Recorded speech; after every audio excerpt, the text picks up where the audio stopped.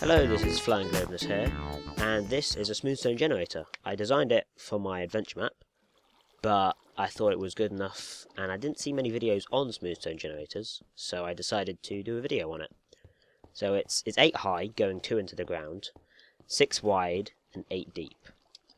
And this is it here. And it generates smoothstone. Oh, stupid fire, go away. Fire tick's off, so obviously don't build it out of wool if you don't have fire tick off.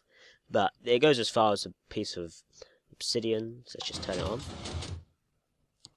And it takes a bit of time to get started, but it shouldn't ever turn into cobblestone inside the water bit. It should only ever make smoothstone, and should never jam. Because basically, there's this second piston on the inside, right here on the red circuit, which every time the lava updates and starts flowing out, it only lets the second one of every 2 through. So it blocks the first one, and then the second one comes through and makes smoothstone, which then gets pushed out as far as that piece of bedrock. And when it's all full and backs up, you can break a few blocks, and then it will start up fine again, won't have any problems at all. So I'm just going to let this fill up, and then fill up all of the pistons inside. Fills up like that, and now that one. So now it's completely full. And when it's like that, it's fine. The lava just flows into the air, doesn't do anything. Break a few blocks, it'll carry on just like normal. Won't do anything bad, and just do that to turn it off. And basically, when this is off, it keeps this safety piston, in inverted commas, extended, just so nothing bad can actually happen to the lava. So now I'm going to go through a step-by-step to building this machine. Right, so the first thing you need to do is designate your area, which is 6 by 8. And I just did it in brick to show where the area is.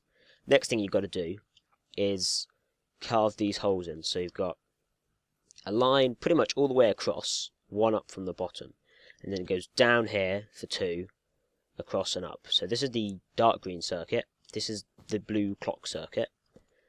The, I don't know, purple, magenta, no, it's not magenta, it's purple, the purple circuit, the light green, and the cyan.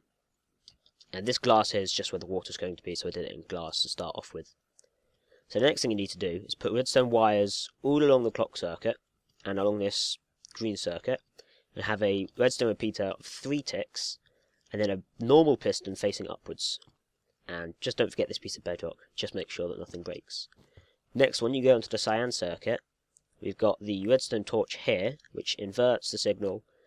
Then you've got a 4-tick repeater going back into another redstone torch, which inverts it back to this piston. And because there's 2 inversions, each torch inversion takes a tick to update and happen. So it's effectively a 6-tick wait, redstone tick. And then another torch inversion, but this time only a 1-tick repeater, and going into a torch, into a torch, into a torch, just to get it up there. So that's a 1-tick, 2-tick, 3-tick, 4-tick, 5-tick delay in total. And don't forget this piece of bedrock here, which is 2 up from this piston here. Right, the next thing we do, we'll add the water, so make sure it's completely surrounded by this magenta circuit, which just comes up here, 4-tick redstone repeater, and then a piston here. Put this red circuit above the cyan circuit, just normal wire on top of here, and then you put a glass block here, and then all these glass blocks, just so the water can't flow anywhere, and then you add the water, and that's that stage. So this stage is the clock stage, and this is the blue circuit. So you bring it up here, up to this level, and these are 6 repeaters, so it goes up here, and then down here, all on maximum redstone tick delay. Make sure this is a sticky piston, and that should go there, but it needs to be a sticky piston. And these are just both on no delay or a 1-tick delay, so no clicking. And yeah, this clock basically works by the input comes in here, and then you get a tiny bit of redstone charge coming through here, which powers the circuit. And then you also power this piston, which stops the redstone charge, because it won't be powering any block. There'll just be a piston there, which doesn't count as a solid block. It counts as a transparent block, so charge does not pass through. That's how this bit works here. And then the grey circuit here is the kind of the priming slash activating circuit. So you take it from here, and I've added lava now, but I've completely encased it. Beforehand it was just glowstone, just to show where the lava was. So this grey circuit comes along here, across here, over here, and into this bit here. Make sure you have this block, otherwise the two circuits meet, and that's not good.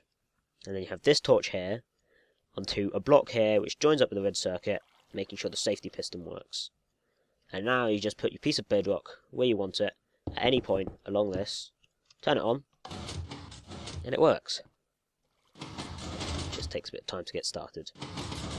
So this is Minecraft 1.5, as you can see from there. This is, at the moment, the pre-release, because 1.5 hasn't actually come out yet. But I'm sure they won't change any of the redstone logic. So this should work in 1.5. So this was a smooth stone generator. Quite small, and you can build it quite easily. I mean, the obsidian is not necessary, but it is if you don't want it to kind of... This one isn't necessary, but if you remove this one, it just pushes the stone upwards. So if you're keeping an eye on it, you don't need the obsidian, but if you're not, you just want to leave it, put the obsidian in. So that was a smooth stone generator, and I might see you next time for another redstone contraption thing. Bye.